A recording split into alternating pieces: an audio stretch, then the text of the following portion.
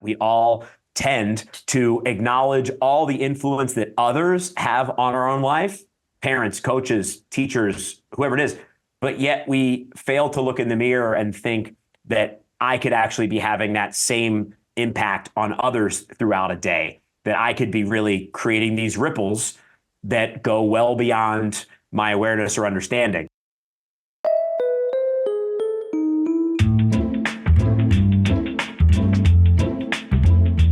Welcome to No More Bad Events, a fun and insightful podcast for professional event organizers and for anyone at any level interested in producing nothing but the best events. Each week we'll talk with legendary event professionals to get an inside look into what they think makes a great event. And in the process, we'll draw out insider secrets, non-traditional approaches, and compelling stories from the most captivating personalities in the business.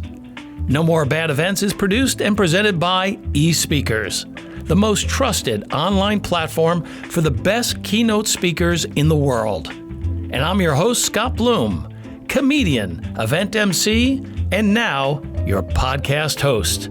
Let's get started. Hey folks, thanks so much for dropping by. I am so excited for you to hear today's episode.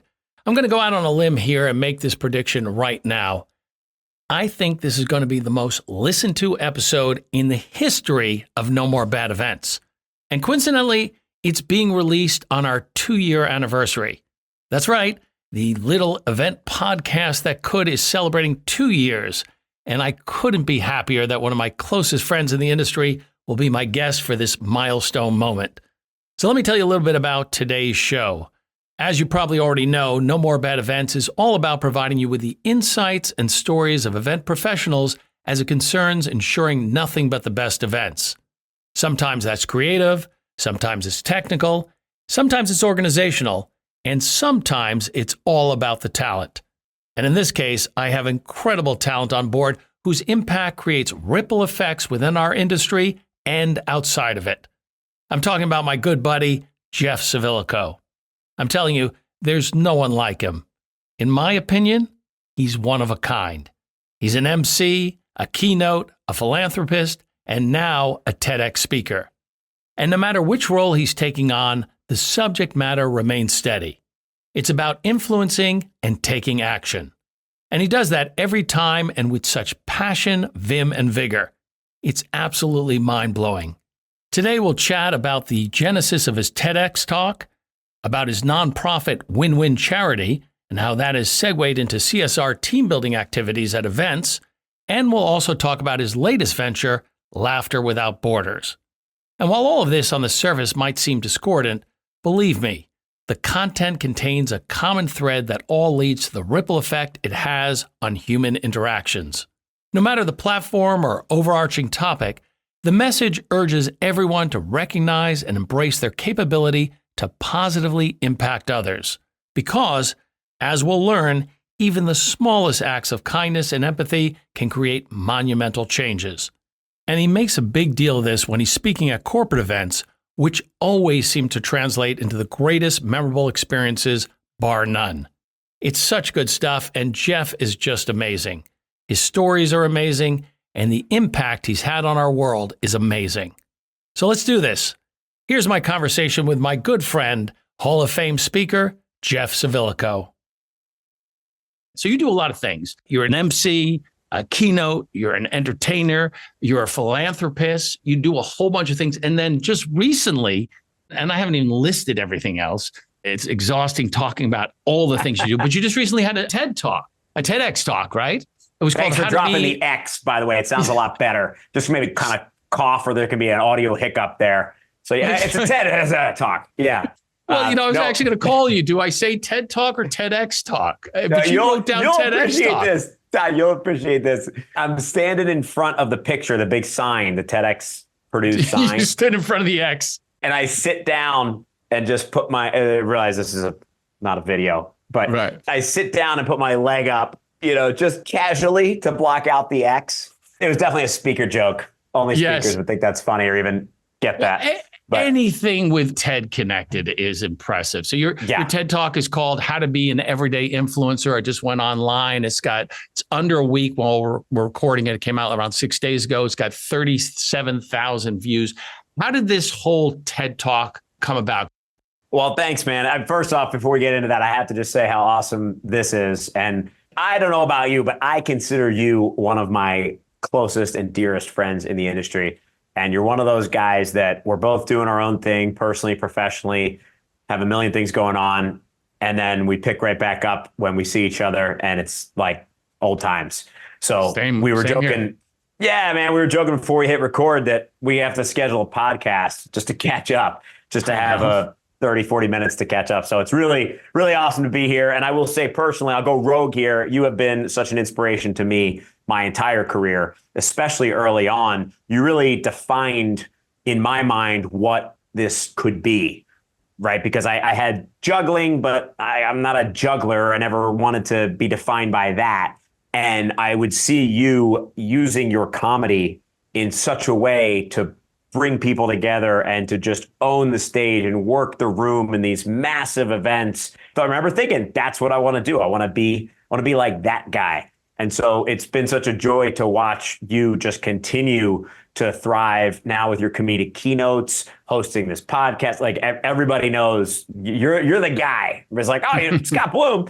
I feel like when you're ever hosting and comedic keynotes and the space comes up, somebody doesn't know you. They're like, you don't know Scott Bloom? Like, how do you not know Scott Bloom? Like, he's the guy. So it's an honor to be your friend and to be talking to the guy right now. Well, thank you, Jeff. And I feel the same way about you. And I also say that, you came up a little behind me now. And I like to say sometimes to people, the student has now become the teacher, because I'm learning a lot.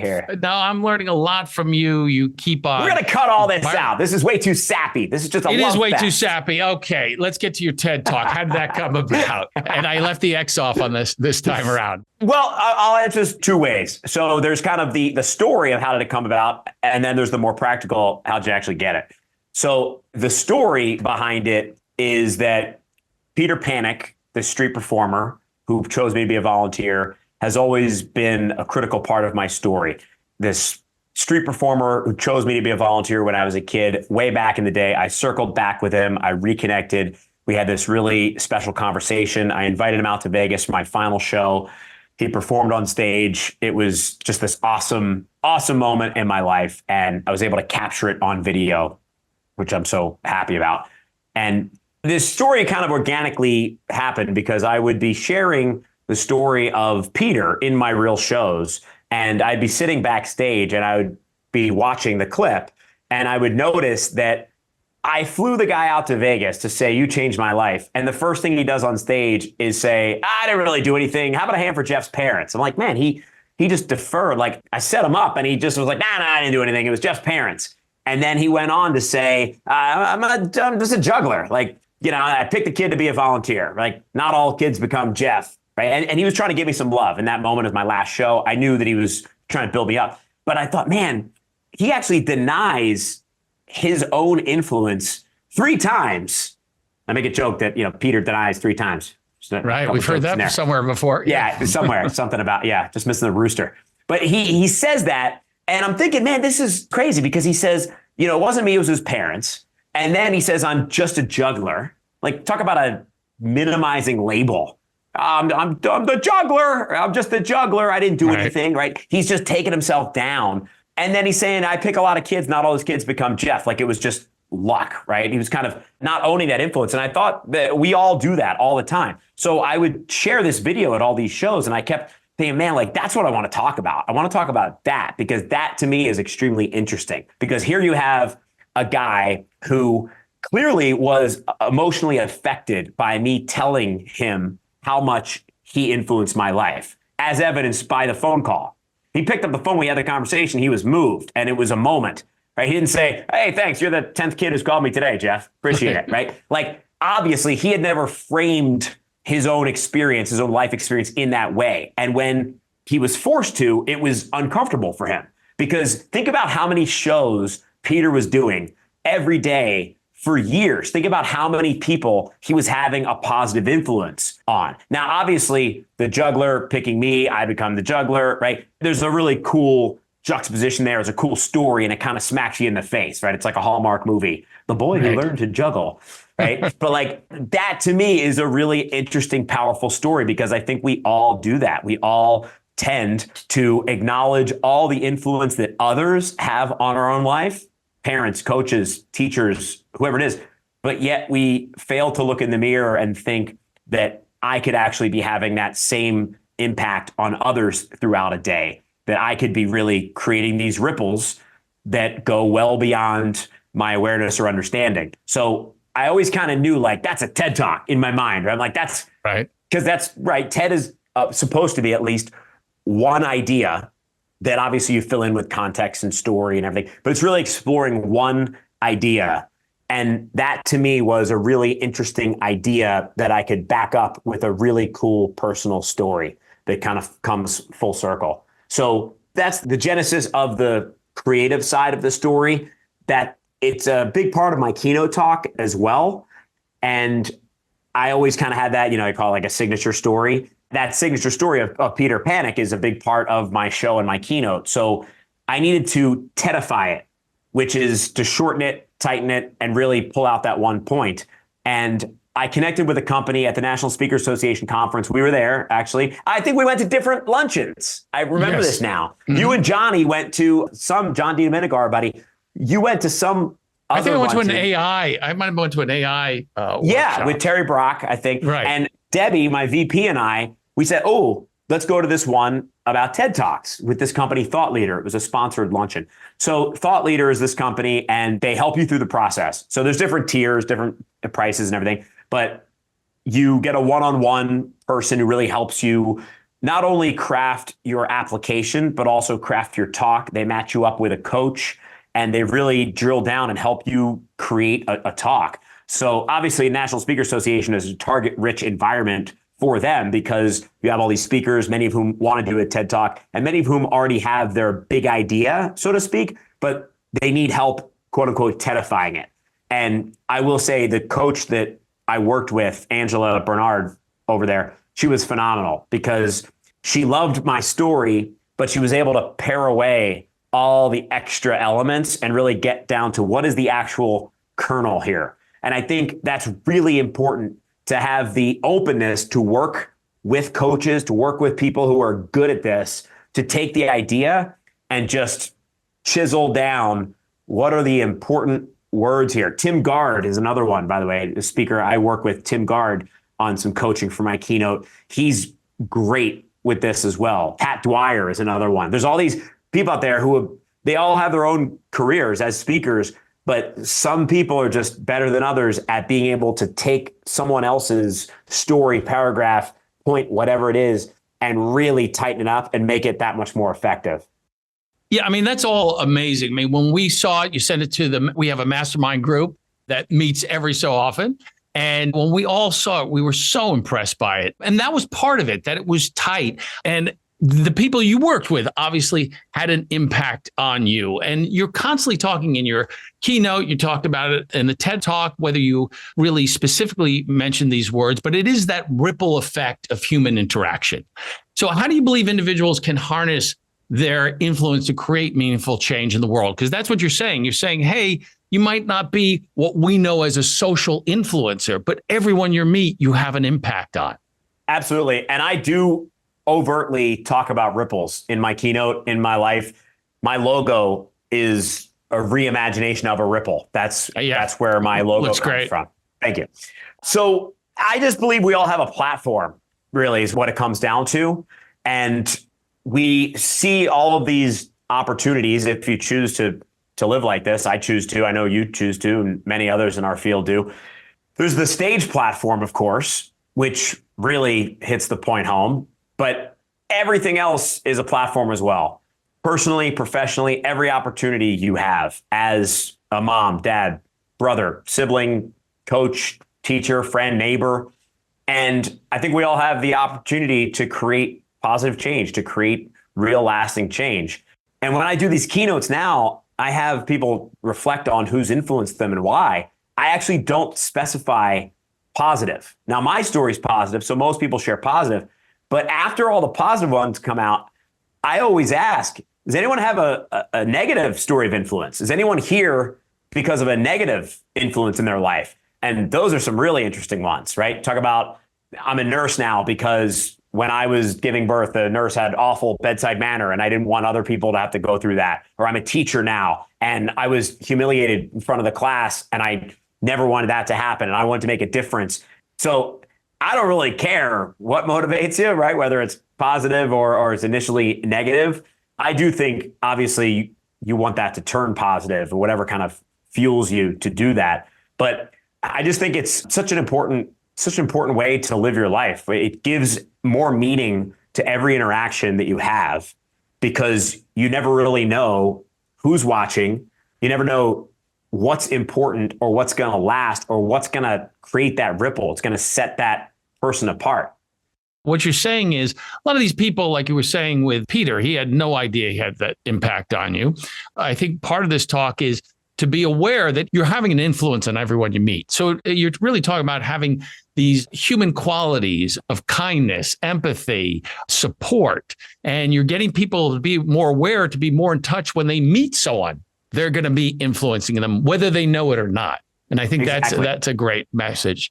You hit on something there, Scott, if I may. I did an event for a group called Next Tech at Caesars in Vegas. And one of the comments I got from the audience member, she was talking about how she loves taking care of everybody at the office. And instead of manager, they call her momager, right? The momager. Oh, I've heard that term. Yeah. Right. And so she said, and I, they started to do it because I bring in cupcakes and I know birthdays and I'm this and that. And this is a really interesting point. She said, and it's funny, Jeff, it's like in front of, thousands of people. It's like, it's funny, Jeff, when they gave me that nickname, I have kind of embraced it even more.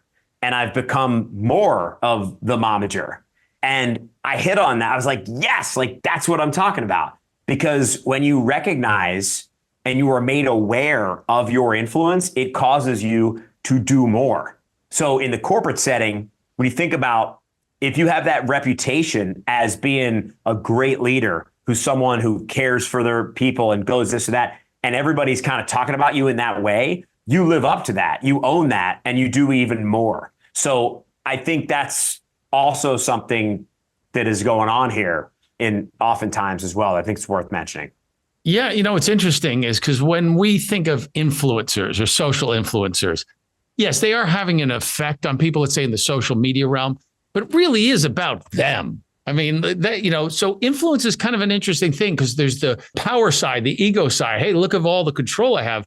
And then there's the wanting to do something for others, which is, I think, at a core level, that's our true human nature. From a spiritual point, we're there to give to others. And I know, as you mentioned, you have various platforms. You have your Keynote, you have your philanthropic projects. Let's dive in for a moment into your CSR team building program, Care Kits for Kids. Can you walk us through the inspiration behind creating Care Kits for Kids and tell us what it's all about? Yeah, absolutely. So I'm all about maximizing my utility through action. So if I can create projects that not only in this case serve a client's need to bring people together, have this event, add a service activity, but then I can also do some good with it, those are the types of projects and opportunities that I'm drawn to. And you can see that in a lot of different elements of my life. To me, my nonprofit's called Win-Win Charity, as you know. I mean, that to me, it's a win-win, right? Like I'm serving the client, I'm making money myself, right? My company, it's a booking. But in Care Kits for Kids, for example, we're sending hospital kits to all these children's hospitals. Like everybody's winning. It's all good all around. Like, why would I not want to do more of that?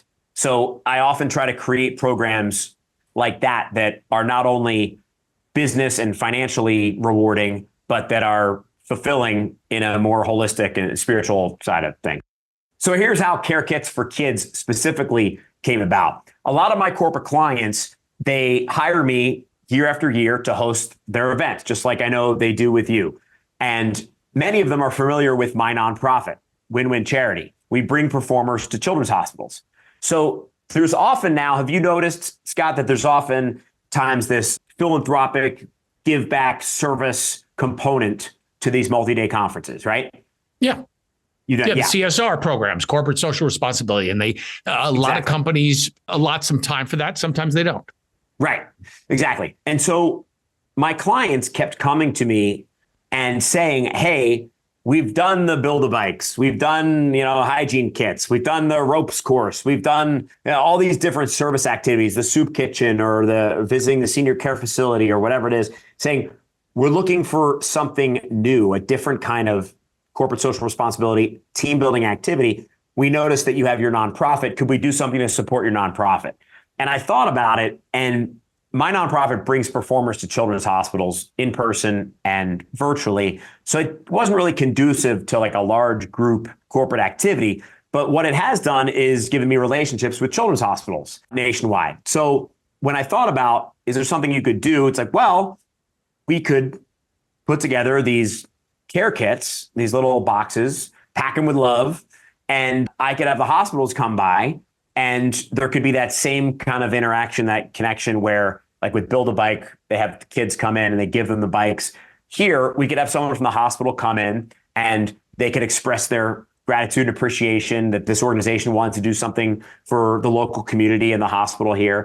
And it would be kind of a nice warm and fuzzy feel, so to speak, that everybody could get in on, and that they could use their hands, they could work together, they could make these boxes. And so I just started kind of mulling it over and thinking about it. And it's been fun. It's been really fun because it's a totally different side of my head and heart, really, that gets engaged when I think about these events. So everything from hunting online to, which teddy bears are going to fit in the box and how can we make this really special? And I found some really fun ways to make it creative, but also fulfilling. So every person at the table writes a letter, which goes into the box with the kids. So think about a table of 10. Now, kid opens up and it's got, superhero cape and puzzle books and teddy bears and socks and all sorts of fun things. But now there's actually 10 letters from people they don't know, but saying, wow, hey, thinking of you, like, get better. We're rooting for you. Like, we're cheering you on.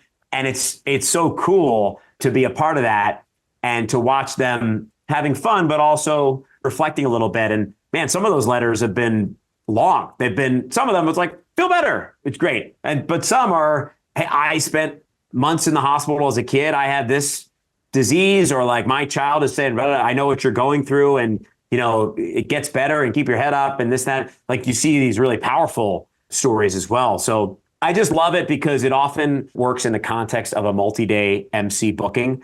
And so it's just kind of fun to pull the curtain back. They learn about the nonprofit and they engage this different side of them. And I've never done one that people aren't raving about it, saying, a lot of times they say that was the best part of the conference. Like, that was really fun. And then the hospital comes by and we've actually been able to load the truck, like the hospital van, with these care kits. So there's a real feeling of start to finish, like, I did my job, right? I got the materials, I built everything, I designed it, I made it fun, creative, packed it, and literally put it in the van that's going to the hospital.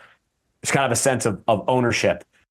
It really has to be a little bit of a shift in how they're approaching, a shift in their attention. And I think when they see that these are going to kids, and then those letters that you said that they're writing where they can express themselves, I guess it does open up another part of them. And going back to influence, this must have a huge influence on them. How do you think the care kits for kids affect and impact people beyond the event? Do you think we have that ripple once again? Absolutely. Yeah, I think the ripple is there. I think they think about, okay, so let's say there's attendees from all over the country. The client, the company is based in wherever, X city. They come to, let's say, Las Vegas for their event, and they do something for the community there in Las Vegas. So I think that's important, right? Because yes, they're going to be on the strip. They're going to be, seeing the shows, this and that, but they're also taking time to do something for the community as well that I think most companies and most people certainly don't when they visit Las Vegas. So there's that ripple effect of, hey, yes, we're spending our money in the city, seeing the shows, the drinks, the food, everything, which is good for tourism and economy and all that. But then there's a whole other side of it, that ripple effect of like, and we did something good for the community. We made an impact, something that's going to last well beyond when we leave. Because think about, we made, I think the last one was a pretty small group, about 80 people. That's the other thing, by the way, from a logistical point of view, it's great because we can do this with 50 people or 5,000, and it can be 10 minutes or an hour. We can do competitions. We can have, hey, what's your team name? They can be stacking up boxes on different areas of the room. And you're wandering around, right? You're hosting this thing, talking to people. Yeah. Hey, what's your strategy here? Right. And Right. say, and then this one person's an amazing artist. So they're designing the boxes and you're saying, wow, this is incredible. Like I've had competitions where they each submit their best box and like the CEO will judge, right? Which is kind of funny. And they'll each have a couple of minutes to make their pitch. So they'll say, yeah, we're a sales organization. So by the numbers, if you look around, we clearly made the most boxes, 462. So we should win. And then the next person will say, well, yes, but look at the quality, right? The craftsmanship, look how creative this is. They had one group where they actually put money in each box. And they said, we should win because, we're really making it. We put our own blood, sweat, and tears. And then the other people were like, they should be disqualified because we're quality control. And, that would never, what happens if kid, next to him, there's no money in that box, but there's money in the one box. So it can be whatever you want it to be, which is a whole nother element to this, which I know you'll appreciate as an MC. It is a blank canvas. So it's like, here's the basic idea for the event. Now, whatever you want to do, however long, if you want it to be serious, you want it to be a competition or not. Maybe it's a group. Let's see how many boxes together we can make. Maybe it's a competition between departments. No, but it has a lot of different elements. It's got team building, which some of it is, but it goes beyond team building, obviously. It's, getting people to, it's right in the title, Care Kits for Kids, about caring about something, caring, once again, beyond yourself, which is, I think, a theme of who you are and who you've always wanted to be. We always talked about, what do we really want to do in our keynote? And it's funny because you always talked a little bit about having a legacy. And when I always heard it, once again, there's the ego side of something, and then there's the outward impact of something. And legacy, a lot of people, it's all about arrogance and ego. And I want to have my name on a building so everyone remembers who I am. But I think when you were always talking about legacy, whether you articulated it or not, was really about having, once again, this ripple effect on people, having this impact that continues on to change other people's lives and to legitimately make a difference. Is that accurate? 100%. Yeah. I mean, we spend all this time doing all this. I always think like, do I want to just do a whole bunch of gigs? Is that it? Right. Gigs are great, but in terms of like getting me excited, I want to do, a quote unquote gig that is going to create a ripple effect, whether that's internally with a keynote causing someone to think a little differently and hopefully act a little differently, or whether it's with this CSR project, they're actually leaving a ripple where they come to an event city, they're making a difference and they can feel good about that. I mentioned that we packed the van with all the boxes. A lot of these hospitals, they might have 100 beds, and we're giving them 800 boxes. So they're good for a while, right? Like that way, every kid who comes in gets a care kit for a while with this. So that's, talk about a ripple. It's not just like a one-time thing. They're kind of like, okay, they can imagine that this is going to be doing good and live on for quite some time because of their teamwork coming together. Yeah, and I think you really made the point of how important having one of these CSR events are, and particularly the one that you created. A big part of you is about bringing joy and smiles to people. You did it in Vegas for 10 years with your headlining act, Comedy in Action. You do it when you're performing and keynoting, because there's always entertainment mixed in, depending on what type of show it is. And then you just started this new project where you want to bring laughter to people who might have more unfortunate circumstances or don't have it as well or not as privileged as some other people here maybe in the US. And so you're now traveling with something called Laughter Without Borders. Tell us about this passion project of yours and what you're hoping to do with it. Thank you so much, Scott. Yeah, I'm so excited about Laughter Without Borders. It feels like kind of the next logical progression for me, kind of the next logical step for me, because having the show in Vegas for 10 years, it was phenomenal. I loved every minute of it, but kind of ties you to Vegas. I mean, I remember being at a barbecue one day and thinking like, the show is coming. The show is coming. You're always kind of watching the clock, knowing you got to make sure your energy's up for the show. Do I need to go back, take a nap? Do I need to go right there? It's kind of always in the back of your mind. It makes travel and going to different events, personally and professionally, makes them challenging. So that combined with COVID, once we got through all that, I didn't have my show. I moved on from my show. The COVID, we were beyond COVID. And I thought, man, like, I just want to get out there. I've missed traveling. And I already knew that I loved performing for kids in need through all the work with Win-Win. And I love bringing different performers together. I loved when we got to get different performers on the virtual shows and perform together, collaborate, again, in the spirit of doing something for others. It was always kind of fun. So I thought, man, what would I do if I could do anything, right? People say like, oh, if money was no object, like, what would you want to do? Like, all right, well, I'm not saying money's no object, but like, I'll figure out the money part later. Let's think about this. If I really wanted to do anything, I could do anything I wanted to, I would travel the world with my friends doing shows for kids in need. And while I was in those places, I would learn about the culture. I would learn about the food. I would do all sorts of adventurous activities and just kind of maximize my time in these different locations. And so I me as a person of action, I kind of thought this would be cool. And I thought the first way to see if there was something there was to schedule it. So I scheduled it. I scheduled it for Thailand. I took my friend Rob Foray, my awesome videographer, Chris, and we just kind of went for it. And we had a really, really incredible experience. And it was probably better and more impactful than I ever could have imagined at the time. And I thought, well, I got to go back to my events here for a while, but I'm going to gear up and build up some finances and build up some time to be able to do another couple runs here around the world. And we'll see what we get. So I'm really excited. I've got things lined up for Cambodia, Japan, Peru, Colombia, Panama, all this summer. So we're going to get back out there and, again, just kind of see what happens. I like the shows aren't super structured.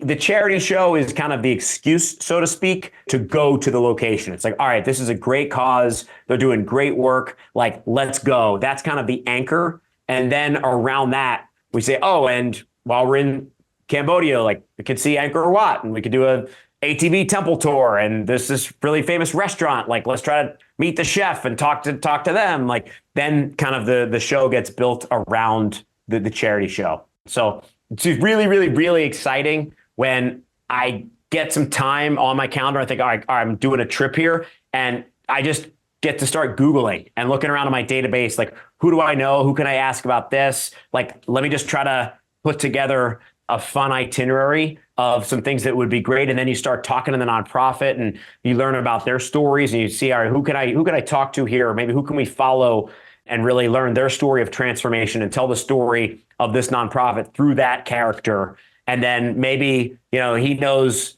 like, this just happened in Cambodia. The guys know the circus in Cambodia. There's like a circus that's based there. He's like, oh, I know them. We can connect with them. So now I'm going to be hanging out with and talking and performing and learning things in the circus. That's going to be really fun. That'll be fun TV. Wow. Right? Yeah. And then I'm like, maybe we could perform for Anjali House, which is a program in Cambodia. Like, maybe we can collaborate to perform for them. So now I'm trying to make that happen. And wouldn't that be fun to see me talking to Cambodian circus performers and putting together an act and a show? And, I don't know. To me, it's all very exciting, Scott. No, it is very exciting. And, you a couple of times you referred to yourself as a man in action. You had a comedy show that was called Comedy in Action. Taking action seems a big part of you. Is that your personal mantra, or is there a personal mantra or guiding principle that drives your mission to empower others? Who is Jeff Civillico behind all the everything that he does? I do think action is a big part of it. Our good buddy, Tim Gabrielson, always kind of coined that. I don't think I realized that as much, but he always said that about me. And once he said that, then I kind of started to notice it. I'm like, oh yeah, like I thought isn't that like what everybody does? He's like, no, most people do not just start taking action, because I really like to figure it out as I go. I mean, I really like to just start. And when I think about a lot of the cool things that have happened over the years, I would have no idea where any of these things were going. Win-win is a great example. I remember talking to my mom and dad. We were driving down the Jersey Shore, and I was young, like really young. And I remember talking about this cool thing of bringing performers to setting up charity shows for performers. And, now when I look at I never could have imagined that we'd partner with Leader Pass and we'd have our own television show with our own host, and we'd have all this on-demand content for performers, and we'd be doing telethons and this national organization. So I just think it's so important to not get in our own way and to not have to feel like we need to know where something is going. If we're called to move on it, just start moving on it, and the chips will fall and things will fall into place, or they won't, and that's fine too. But action, I talk about this in the Tedx talk.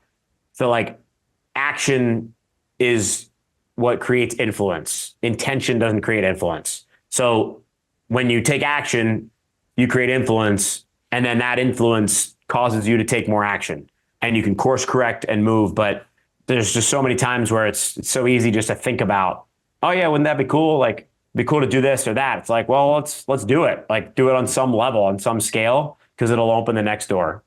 Yeah, I agree 100%. I mean, you are the poster child for taking action for sure. The TEDx talk was a great example. Went to a luncheon, you took action. Less than a year later, you have a TEDx talk on YouTube.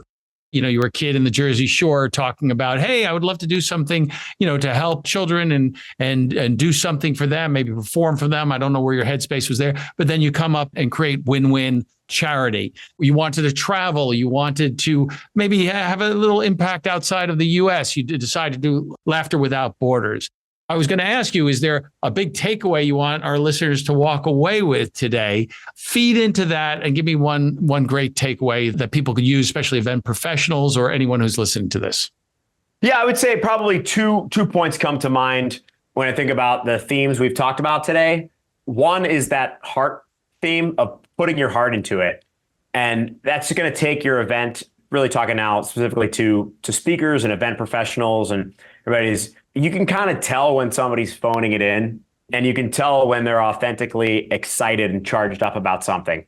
And that's how I feel when I do my keynote, when I do care kits for kids. Like, I just feel that kind of vibe. There's an authenticity that I feel like I'm really being 100% me. The attendees are being themselves, and they're really psyched about that they're not like being very buttoned down corporate. They're able to have some fun, be drawing, making stickers and, joking around with each other. And again, there's that uplifting sense of feeling like I've made a difference, which is so fulfilling, and it causes you to do more. So I would say that's a big takeaway. Think about how you can put more heart into whatever you do. So good for gratitude as well as perspective, just to put more of yourself and to really try to make a difference in everything you do. It's that idea of platform, whether it's a one-on-one interaction or something bigger, whether you have an official stage as a speaker or not, or you're just talking people that you're interacting with on a day-to-day basis. So that's probably the first takeaway. And then the second takeaway would be to have a bias toward action. I feel like I'm not taking action constantly all the time. There is a time and place for strategy, for thinking things through, for taking a beat. But I would say that I have a bias toward action, that I'm always thinking, okay, great. So like, we had our meeting. What is happening now? Like, what are the next steps? I don't want to meet. Like, I want to meet to talk about what's happening and set us on the right direction and see how we can support each other. But I think oftentimes too many people, they think the meeting is the thing, or they think the thinking is the thing, and the thinking needs to lead to action in some way. So have a bias toward action. And oftentimes, I say this all the time, like oftentimes you're trying to choose between this thing or that thing, and like, doesn't matter. Like, just pick one. And it feels good to take action because you take ownership and accountability. You feel like you've made a decision. And in reality, maybe the other way would have been just as good. But there can be that like paralysis that happens where we're like analysis paralysis, people call it. Like, oh, what should I do, this or that? Like, evaluate the situation, pros, cons, talk to people you trust, whatever, and then make a decision and go with it 100%. Don't be second guessing yourself. Like, you're doing this, move forward. Yeah, I can't wait to see where you go. I mean, one of our friends, Jason Hewlett, said, or no, maybe it was even Tim who said after that TEDx talk, this is just the sort of beginning. You've done so much, but there's so much more. I'm inspired by talking to you. I'm glad we finally got this chance to chat on the podcast. And as we joked earlier, sometimes we need to schedule a podcast just for the two of us because of our busy schedules, just to sit down and chat. So, Jeff, thanks so much for being here. Always a pleasure to talk to you. And as soon as we wrap this up, I do want to talk to you about a couple other things.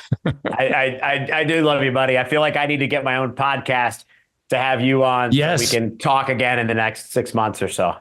Exactly. All right. Thanks, Jeff. All right, buddy. Thank you.